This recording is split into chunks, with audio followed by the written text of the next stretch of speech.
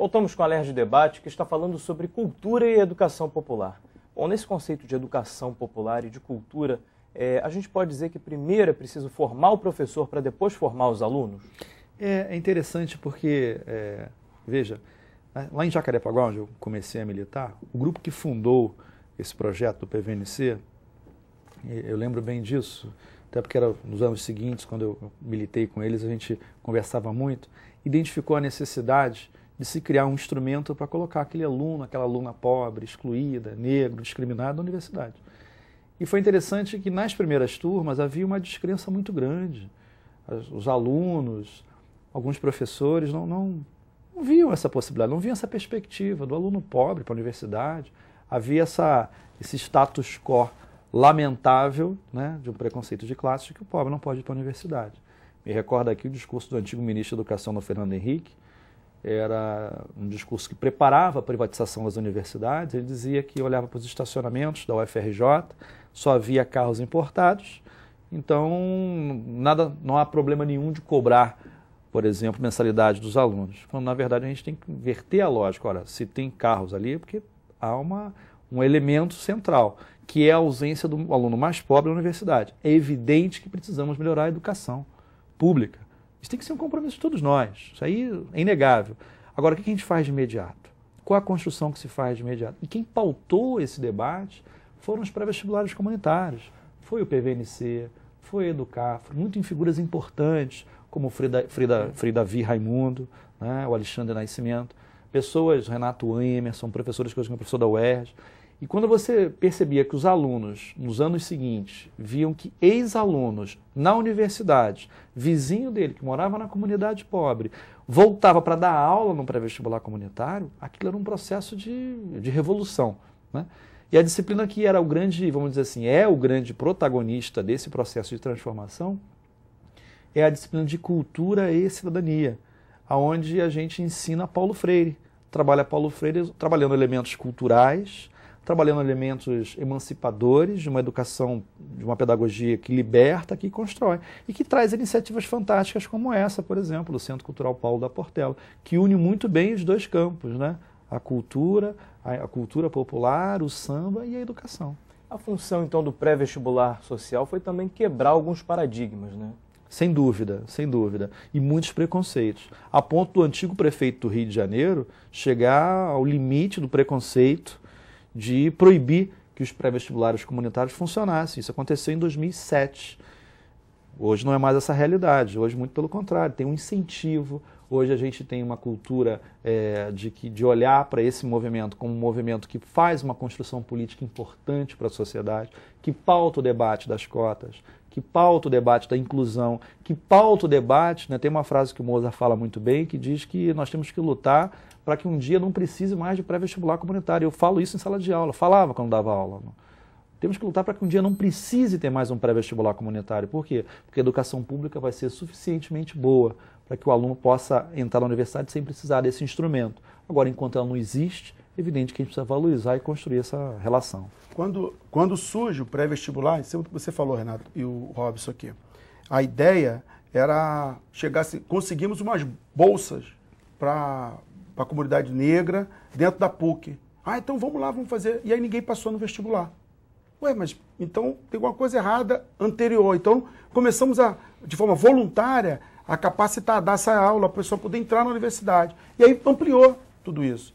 Eu me lembro que começamos, quando o Robson coloca, eu acho que é muito correto, todo esse movimento das cotas surge daí. Eu me lembro que o primeiro grande movimento foi quando nós chegamos na UERJ, e chegando lá não tinha conseguido a isenção dos nossos alunos.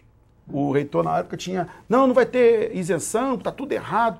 Aí eu me lembro que o prédio Oswaldo Cruz estava com o prédio Santa Clara, lá né? Aí nós chegamos junto, vamos lá conversar. Nós chegamos com aquela alunada toda, entramos na sala do reitor e começamos a conversar. E aí ele falou, não, tudo bem, então a lista dos pré-vestibulares, não vamos dar isenção. E aí começou a dar essa consciência de que a gente podia mais, de forma organizada. E era só dar oportunidade para aquela galera que estava achando que a universidade não era mais para ele. Estava abrindo mão da universidade de qualidade porque achava que não era para ele. E aí o pré-vestibular veio resgatar isso. Não, é possível. E aí com uma galera dando uma aula às vezes não tínhamos os professores formados, mas tinham muita vontade de estar fazendo um movimento social, um movimento que, a princípio, nós queríamos terminar com ele, porque sempre o pré-vestibular sempre foi um movimento em defesa da escola pública de qualidade. Sempre foi isso. Ele nunca foi uma instituição pré-vestibular. A ideia, desde o seu início, era, olha, nós não conseguimos entrar ali, ó, porque nós não conseguimos fazer aquela prova, que aqueles pessoal conseguem. Então, por quê? Porque essa nossa escola aqui não está indo bem das pernas. Então, vamos fazer um movimento em defesa da escola pública gratuita de qualidade. Como? Olha só, tem um pessoal que já passou por essa escola. Então, vamos começar a construir isso no passo a passo. Agora, vamos ajudar isso aqui a entrar na universidade para criar força. Mais pessoas dentro da universidade podendo estar ajudando esse movimento. É o que acontece. O prédio Oswaldo Cruz, eu posso dizer a você que 90% dos professores são ex-alunos, que estão lá dando aula hoje. Tudo ex-aluno que estão lá dando aula no nosso pré-vestibular. Quer ver um exemplo interessante? Se eu não estou enganado, o primeiro colocado no Rio de Janeiro, né, na provinha, né, Brasil, é o Santo Inácio. E o terceiro colocado, salvo engano, também é o Santo Inácio. Mas é o projeto de educação popular que o Santo Inácio muito bem, muito corretamente faz com alunos pobres daquela comunidade ali. Ou seja, o problema está na questão da oportunidade. O que o Estado tem que promover é oportunidade. É claro que nós temos um problema emergencial agora. E é interessante que na UERJ, os últimos dados, esse dado é para assim, deixar as pessoas de queixo caído. O aluno cotista, ou seja, o aluno que entrou pelo sistema de cotas na UERJ, tem um rendimento acadêmico, em média, superior ao aluno não cotista. Isso é um dado assim que cala de uma vez por todas essa questão de que, mas aí vai ter deficiência. Não, muito pelo contrário. O que falta é oportunidade. É claro, a bandeira tem que ser essa, a melhora da educação pública, a melhora da educação pública para um patamar de qualidade. Esse é o nosso sonho e nosso desejo. Agora, o que fazer com essa turma que está aí agora e deseja e quer se preparar e ingressar e tem um lugar ao sol? Essa é a construção que tem que ser feita, esse é o debate. Utilizar o saber da comunidade como matéria-prima de ensino, utilizando o cotidiano do aluno. É mais ou menos por esse lado que a cultura, que a educação popular tenta seguir? Isso é Paulo Freire.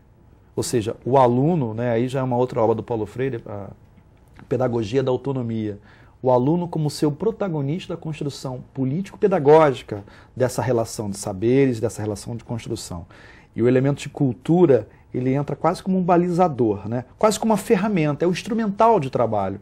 E essa conjugação é que dá a diferença, né? Aí vamos entrar na pedagogia, vamos resgatar Vygotsky, vamos Piaget, né? Os pedagogos de plantão aí entendem bem o que a gente está querendo dizer aqui, que é fazer uma construção, um elemento de construtivismo, ou seja, o aluno como ser pensante e protagonista na sua construção do saber. E esse é o elemento central para a construção política que a gente espera e eu, particularmente, que eu sonho muito. Agora, a cultura popular se manifesta de várias formas, né? A gente tem literatura, a gente tem a música, aqui no Rio muito forte a música, né?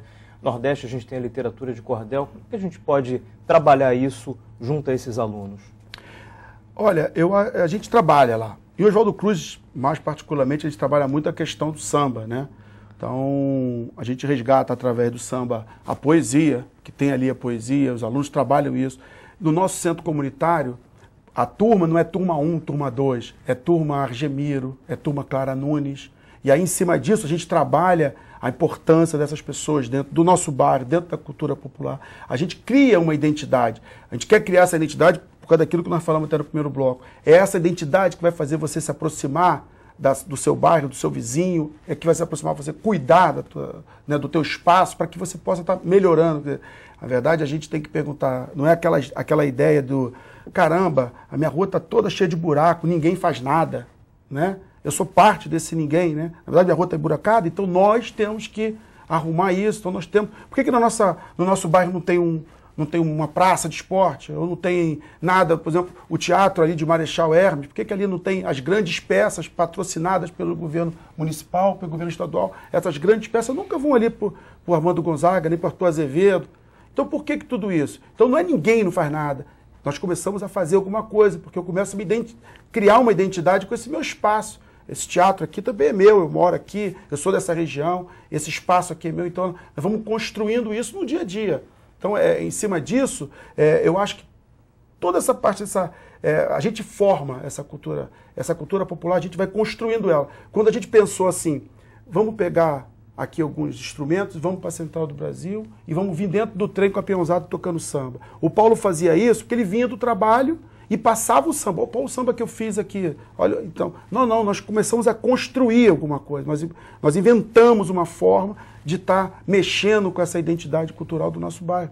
E foi dando certo. Tá aí que todo dia 2 de dezembro, para quem não sabe, é só ir dia 2 de dezembro, ligar a televisão e todos os canais estão falando sobre o pagode do trem, o trem do samba, como está chamado agora, e sai da Central do Brasil. Em cada vagão tem uma roda de samba. Tem roda de samba do Bip Bip de Copacabana, tem do Candongueiro de Niterói, que pega um vagão, vem. Começamos dentro do trem pagando passagem. E hoje sai 6, 7 trens em horário intercalado da Central para o Oswaldo Cruz. Em torno de 60 mil pessoas. Nós formamos 3 palcos no Oswaldo Cruz. No começo era 1, agora são 3 palcos. E fora os bares do bairro, que cada bar tem uma roda de samba funcionando, falando, discutindo. E aí você vê as manifestações diversas, você vê como tá a cidade ali, está unida ali. Tem gente da Zona Sul, tem gente da Zona Oeste, tem gente da Zona Norte, tá os moradores acolhendo. Vou te falar uma coisa, desde 91 que a gente faz esses treinos de samba, eu nunca presenciei um ato assim de briga, sabe, de violência. Nunca, eu fui em todos e nunca vi isso. E pergunta ali, acho que se tem alguma briga, o grupo chega para lá rapidinho acaba. Não tem isso. É uma manifestação realmente cultural, é uma manifestação de uma cidade que quer ser unida, que não quer essa coisa de cidade partida, não, quer ser unida, entendeu? É o pessoal que quer conhecer o subúrbio, quer conhecer a cultura do subúrbio, quer conhecer o samba na sua raiz. Então eu acho que isso é possível e é fundamental. Isso também pode estimular a economia, né, deputado? Sem sombra de dúvidas. Você, veja, esse elemento dos pontos de cultura, por exemplo, você pega ali, às vezes, 3, 4 mil reais por mês do Estado para incentivar e fomentar essa cultura, você gera trabalho, gera renda. Tem muita iniciativa cultural ligada à questão da economia solidária, onde as pessoas fazem daquela manifestação cultural um instrumento de vida, né? Vida com cooperativas que se auto-organizam, se autogerenciam. Isso é um elemento importante. Hoje em dia você tem regiões do país muito pobres, muito distantes dos grandes centros, onde o que chega ou é o Bolsa Família ou é o ponto de cultura. Então essa conciliação é um elemento de emancipação, é um elemento que resgata a tradição e história do nosso povo, valoriza, a pessoa se sente valorizada na sua cultura, na sua história, isso é importante, né? E evita também a degeneração social, onde você esquece a sua história, esquece o seu protagonismo, esquece as questões de valores tão importantes da sociedade hoje em dia.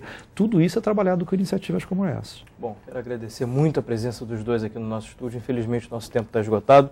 O Alerj Debate fica por aqui. Se você quiser rever este programa, pode acessar www.tvalerj.tv. TV Alerj, o canal do povo fluminense. Até a próxima.